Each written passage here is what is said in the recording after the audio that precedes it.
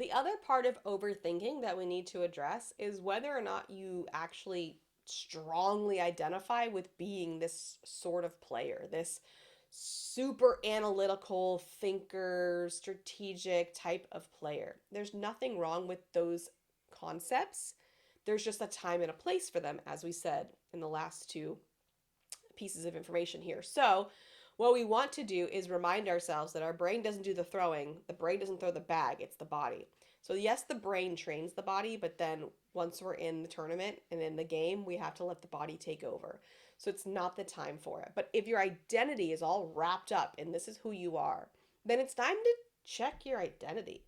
Because your identity, or the identity that will have you perform your best, is one that is extremely present and grounded and stable and confident.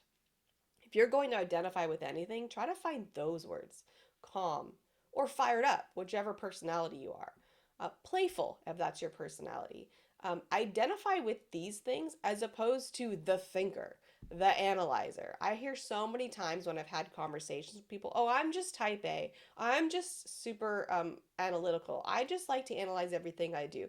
I'm just super, thought heavy, whatever. If you keep saying those things, they will be true. The truth is that is the pattern that you've developed and it's gotten you far, right?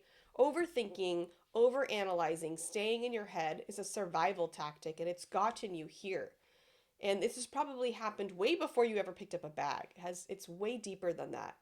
We stay out of our bodies because the bodies aren't safe. And so we retreat to our minds because it's a comfortable place to live.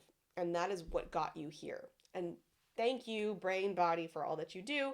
Thanks for keeping me alive. But it's time to shift into the body for success. And that could be very scary if you're someone who has really identified with being a thinker, an analyzer.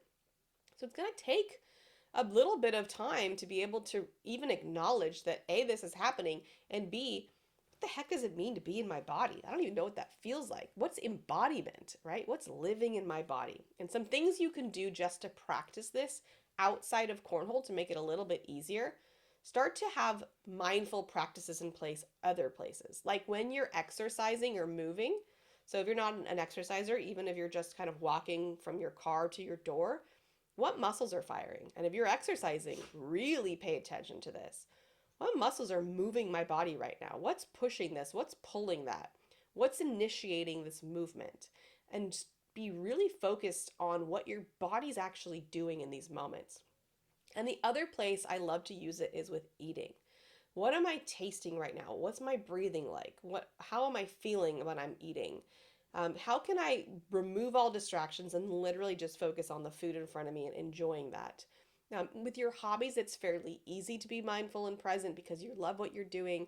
But what about your conversations? How can you be more present there and not analyzing, not thinking, not coming up with solutions, but just tuning into the body and how your body's responding to the information coming at you from this other person? How can you just feel into what they're doing? I know that's so uncomfortable, but it's impossible to be super successful without that skill. You have to learn how to be embodied.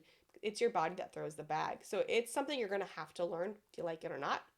So you might as well start with things that maybe feel a little bit less scary, like movement, like food, like conversations, and see how that taps into your cornhole game.